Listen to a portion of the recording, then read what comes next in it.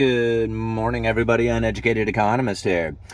So I got a few articles I want to share with you guys, mainly talking about the disruption in the supply chain. And this is really where I feel that most of the impact to the economy is taking place, not through the banking system, not through the monetary policies, but through the lockdowns that have taken place, preventing the economy from functioning in any kind of free fashion. I don't know, like there is no such thing as a free market, so it's hard to describe what it is that I'm trying to say here. But when you lock down the economy, you really disrupt everything that could have possibly have taken place when it comes to what should have been a normal bankruptcy. I mean, I don't know how else to kind of put it, but that's what it is. There should have been a clearing out of the dead undergrowth.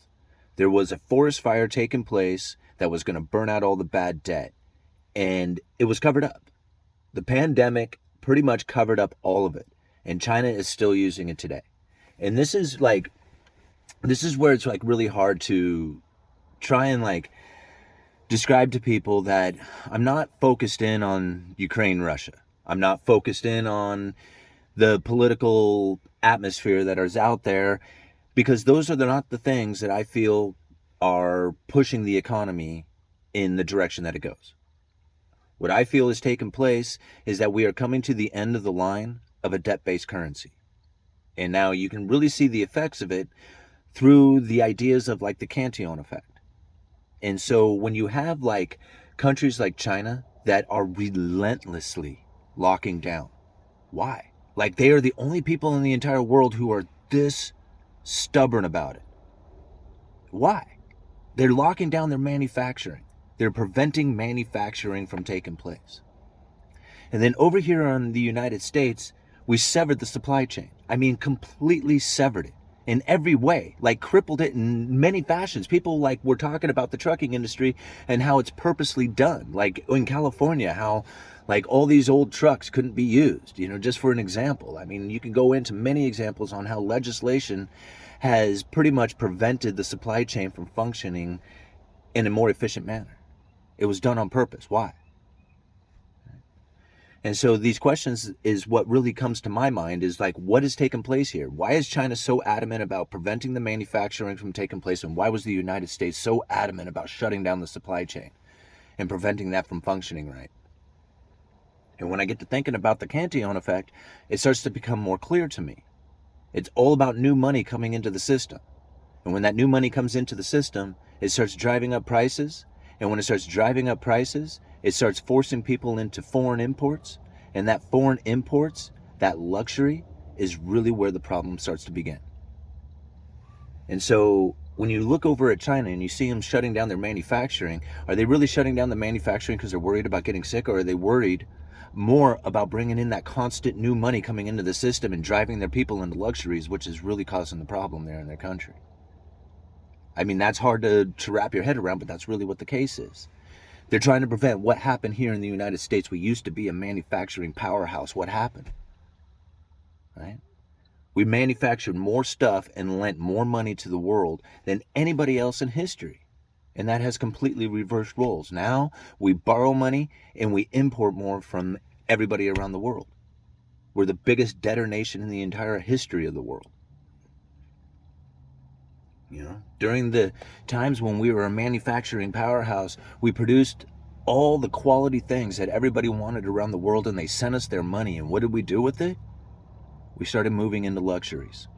And when we're moving into luxuries, we found that foreign imports were cheaper than the domestic manufacturers. And so we started driving in ever-increasing amounts of foreign imports and driving out ever-increasing amounts of domestic manufacturers. Until we eventually got to the point that we had no new money coming in from domestic manufacturing. We had to borrow money. And now we borrow money from the rest of the world and we buy their stuff. Now think about that. If we do not have new stuff coming into this country, we do not have an economy. We are a consumer-based economy and we do not produce stuff.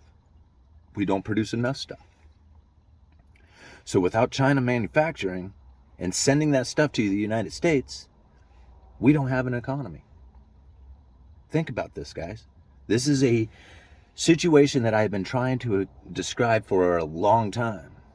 And the articles and the description of this video are showing it to you right now. You're going to find going into the future that there is less imports coming into this country. And when there's less imports coming into this country, we're going to have a less of an economy. That's going to be when the real shortages are going to start taking place. See, right now, people they look around. Like I was sent an email yesterday, and the gentleman was showing his local Walmart, and it is just completely stacked with containers, full of inventory. Place is just stacked with stuff. And he's not the only one. People reporting on this all over the country. That inventory is just completely loaded at the big box stores. This was from the over-ordering that had taken place during the pandemic. When they severed that supply chain, panic started taking place, panic buying. And I was describing this. I was telling people, this is what's taking place. People are panic buying. It's a self-fulfilling prophecy that is taking place right now. That as people panic about the idea that they are not able to get their stuff, they will start ordering more of what they need in order to acquire it. If they are being allocated, you're gonna, you order 10, you get 3, you're like, oh man, I need 10, I'll order 30, I'll order 35. Next thing you know, all these orders start coming in, and people didn't want that much stuff. Nobody wanted that much stuff. And now here it is, all that stuff is coming in. And the orders going back to China and all the rest of the manufacturers, they're going down. They're locking their country down because of COVID. Right? Talking about China and their manufacturers. No orders. They're locking down. That's the manufacturers. They don't produce that stuff. They don't ship it over to the United States. The United States doesn't have an economy. That's, what are we going to do? Right? We're not going to be able to produce enough stuff here in the United States to have an economy. If you do not have people borrowing your money, that's new money coming into the system, and you do not have stuff to buy from somebody, then you don't have economy. You don't have an economy.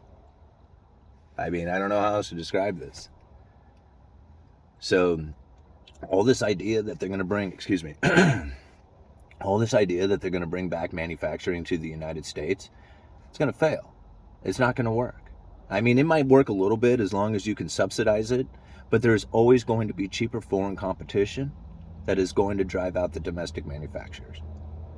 And so long as people continue to go into luxuries, which is the real problem, then the Cantillon effect will always be at play. The only way to stop it is when the new money comes in for people to live as frugally as possible and to save that money and reinvest it back into production and to not buy into luxuries. Won't happen. Uneducated economist, you guys let me know.